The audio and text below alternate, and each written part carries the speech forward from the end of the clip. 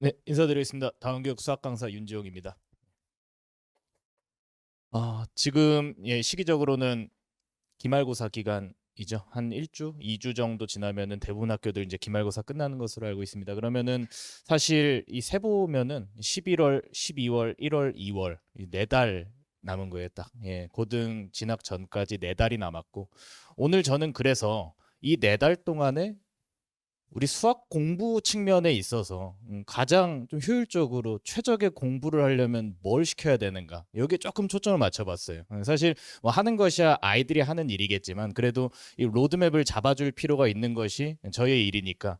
다만 이 로드맵이라는 건 사실 어떤 학생이냐가 제일 중요하겠죠. 사실 학생들별로 다른 로드맵이 적용돼야 되는 게 맞으니까요. 그래서 저는 일단 오늘은 그래도 지금 저희가 진행 중인 정규 반이 있습니다. 지금 7월 달부터 시작해서 진행 중인 저희 반 학생들에 대한 얘기를 일단 드릴 것인데 비단 저희 반 학생이 아니더라도요. 저희 반 학생들과 같은 목표를 좀 공유하고 있다면 충분히 아이들 로드맵 잡으시는데 도움이 되지 않으실까. 예, 그러면 저희 반 학생들의 현재 목표는요. 어쨌든 내년에 고등 올라가면 내신 1등급 받고 그리고 수능 수학은 100점에 수렴하는 점수. 근데 이것뿐만이 아닙니다. 저는 어떻게 생각하냐면요. 내년부터 이제 등급제 개편된다 이렇게 좀 말이 많잖아요. 그랬을 때 수학이라는 과목은 이 시간을 좀 절약해주는 과목이 돼야 된다. 고등 올라갔을 때는 무슨 말이냐면 수학이 1등급이 확실하면 다른 공부할 시간이 굉장히 널널하겠죠. 그래서 내신, 수능 여기에 조금 더 욕심을 낸다면 수학이라는 과목으로 통해서 다른 과목 공부 시간을 좀 확보할 수 있도록 그런 욕심을 좀 내고 있는 게 지금 저희 반의 목표입니다. 그래서 그 목표를 혹시 공유할 수 있는 학생이 있다면 오늘 제가 드리는 이 방향성에 조금 더 공감하실 수 있지 않을까 그렇게 한번 생각을 해볼게요.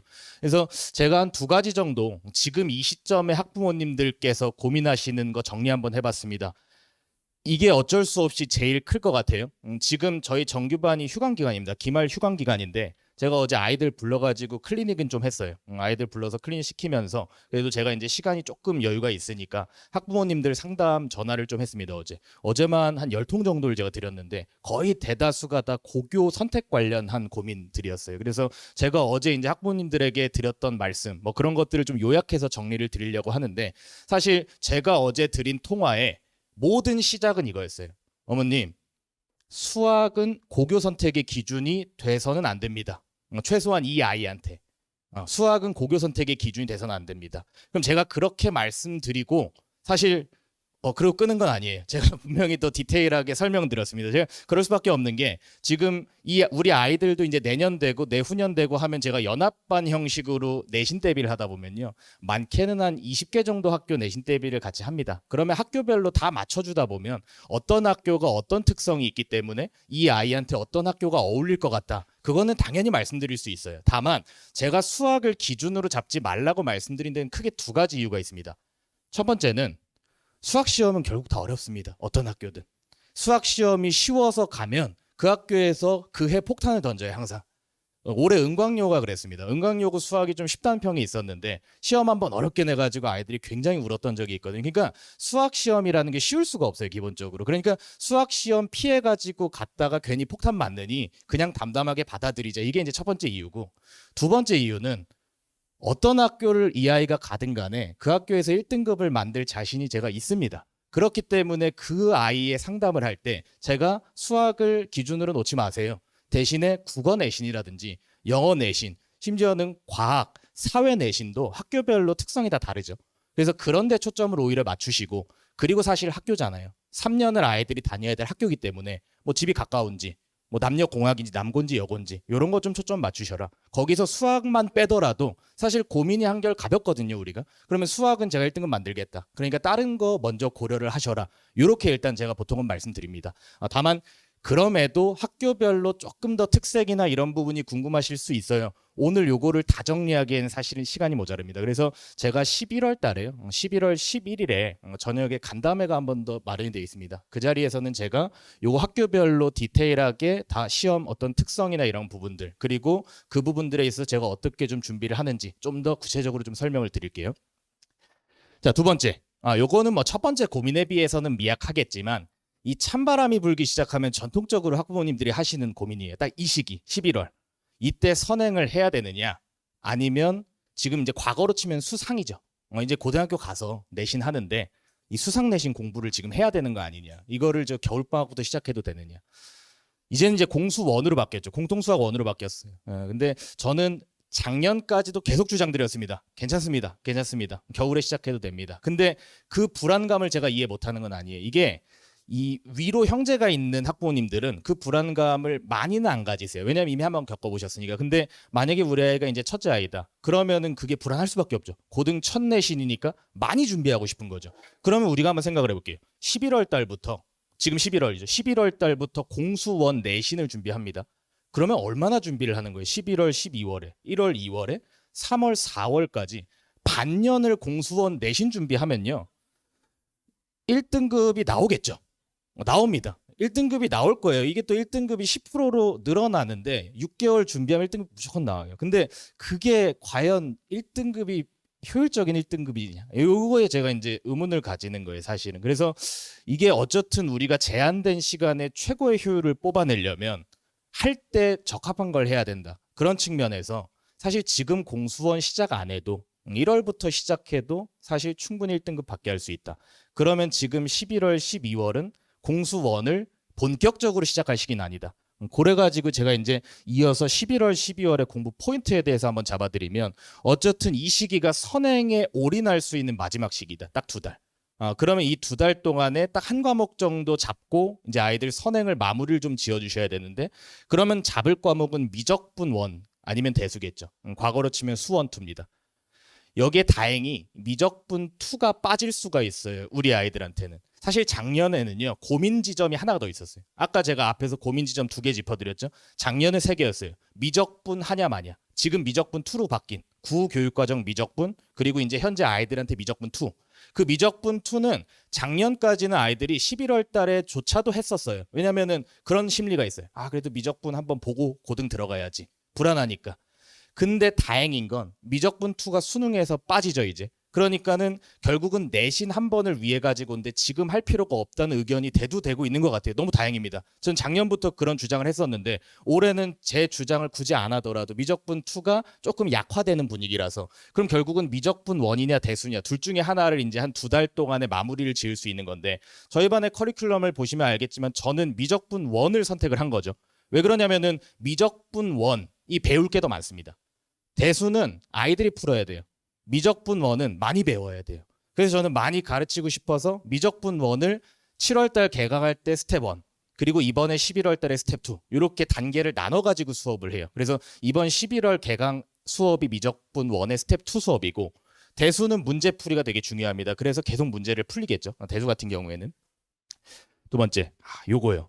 저도 사실 아이들이 바뀌는 세대이기 때문에 되게 관심 있게 여러 매체에서 여러 얘기들을 많이 주워 듣습니다. 사실은 신경 써서 많이 듣는데 생각보다 확률과 통계를 강조하시는 분을 그렇게 많이는 못 본 것 같아요. 근데 제 생각에는 우리 아이들 세대의 확률과 통계가 키가 될 것 같거든요. 사실 왜 그러냐면 제가 사실 수능을 볼 때 확통을 같이 봤었던 이과가 확통을 같이 봤었던 그 세대인데요. 사실 제가 공부할 때 확통이 곁다리 과목이 맞았습니다. 사실. 근데 왜 그러냐면 그 당시 이과들은 확통에다가 기하의 미적분을 같이 했죠. 그러니까 확통이 제일 약한 게 맞아요. 근데 그 시절의 문과를 생각해 보면 그게 딱 우리 아이들이잖아요, 지금. 그 시절의 문과는 확통이 변별 과목이 맞았습니다, 사실은. 그래서 지금 우리 아이들도 저는 확통이 변별 과목이 될 것 같은데 아이들 확통 못하는 거 아시죠? 정말 못해요. 그래서 이거 지금부터 뿌리부터 잡지 않으면은 이거 고등 올라가서 계속 골골대다가 마지막에 수능장에서도 아이들이 불안할 거거든요. 그러니까 지금 요 남은 2달간에 확통 어떻게든 잡아야 돼요. 실제로 저희 반에서는 9월 말에 한 3번 정도만 수업 진행했습니다. 사실 확통은 수업이 이렇게 많이 필요하진 않거든요. 그 3번의 수업을 통해서 아이들 개념 전달하고 그리고 문제풀이 관점 확실하게 잡았어요. 그리고는 이제 아이들이 문제를 풀 차례죠. 그래서 그런 문제풀이가 계속해서 지속돼야 된다. 그래서 저는 확통에 대해서 이 2달간의 강조를 좀 드리고 마지막으로 그 불안감을 제가 아예 무시할 수는 없더라고요. 그러니까 아까 말씀드렸듯이 그래도라는 게 있기 때문에 그래. 그러면은 제가 수업에서 공수 1, 2를 굳이 다루지는 않더라도 다른 방향이 있습니다. 분명히. 다른 방향에서 공수원투를 계속 백업하고, 사실 아이들이 공수원투 안 한 건 아니잖아요. 초등학교, 중학교 때부터 수상화, 선행 여러 번 이제 돌렸기 때문에 문제풀이만 어쨌든 감을 잃지 않게 해주자. 요게 이제 제 11월, 12월 달에 공부 전략이고, 그리고 이제 1, 2월로 넘어가면 당연히 공수원투에 집중을 합니다. 어쨌든 이 시기까지 선행을 쭉 끌고 가기에는 좀 불안 요소가 좀 있다라고 저도 보기 때문에 대신에 이 시기에는 타임어택이 추가돼야 돼요. 아이들이 지금부터 물론 타임어택 훈련을 하는 것도 저는 동의는 하는데 이 시기에는 필수라는 거죠. 왜냐면 내신 시험은 못 풀어서 1등급을 못 받는 게 아닙니다. 시간 내에 남들보다 못 풀어서 1등급을 못 받아요, 보통. 그러니까 시간 내에 남들보다 잘 푸는 연습을 시켜줘야 되는데 그거 2달이면 충분합니다.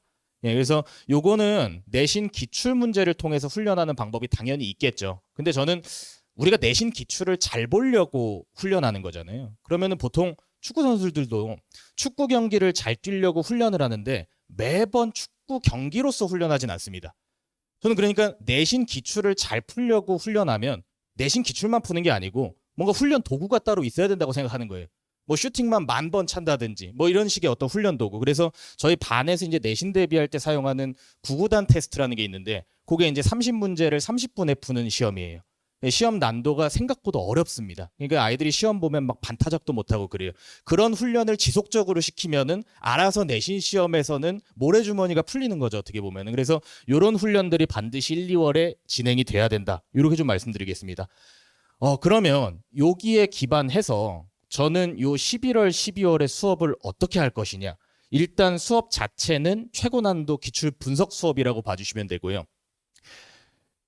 요게 이제 키죠. 아까 말씀드렸듯이 우리 아이들 확률과 통계 수업은 이미 제가 했기 때문에 아직 수업을 안 들었다면 어떻게든 한 번 정도 들어주시는 걸 저는 추천을 드려요. 근데 수업을 저는 했기 때문에 문제를 풀리는데 여기에 대해서 이제 제가 진행하는 방식을 한번 소개를 드리는데 이거 우리 아이들 공부하는데 반드시 참고를 한번 해주세요. 뭐냐면은 저는 확통 워크북만큼은 답을 안 줍니다.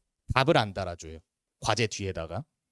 그러니까 보통 저는 근데 사실은 채점도 공부의 일환이라고 생각하는 사람이에요, 원래. 왜냐하면 자기가 문제 풀었으면 자기가 채점해서 내가 이렇게 풀 때 맞고 이렇게 푸니까 틀리는구나. 그걸 배우는 것도 저는 공부라고 생각하거든요. 그래서 보통 정답 정도는 아이들한테 주는데 확통은 절대로 답을 안 줍니다. 그 이유는요. 한번 생각해 보세요. 확통 대충 뭔지 아시죠? 경우를 세는 거잖아요. 만약에 우리 아이가 답을 12라고 썼는데 실제 답이 13이에요. 그럼 아이들 아시죠? 12라고 써놓고 이제 뒤에 이제 채점하다가 13이네. 그럼 뭐예요? 이거 들고 뭐 빼먹었는지 세요. 그 다음에 맞다 이거 빼먹었다. 그러고 채점 어떻게 해요? 맞았다고 합니다. 왜냐하면 하나 빼먹은 거 그 자리에서 잡았다고 생각하는 거예요, 사실. 근데 그 하나가 중요한 게 아니잖아요. 하나를 빼먹게 된 그 기저가 중요한 거잖아요. 왜 빼먹게 됐는가. 근데 그거 우리만 생각하지 아이들 생각 안 하죠, 사실은. 그러니까는 결국 확통이라는 건 답이 맞고 틀리고가 중요한 겁니다. 몇 개 차로 틀렸느냐. 답이 12인데 내가 24로 썼다. 그럼 2를 왜 안 곱했는지 그걸 고민하는 게 아니고요.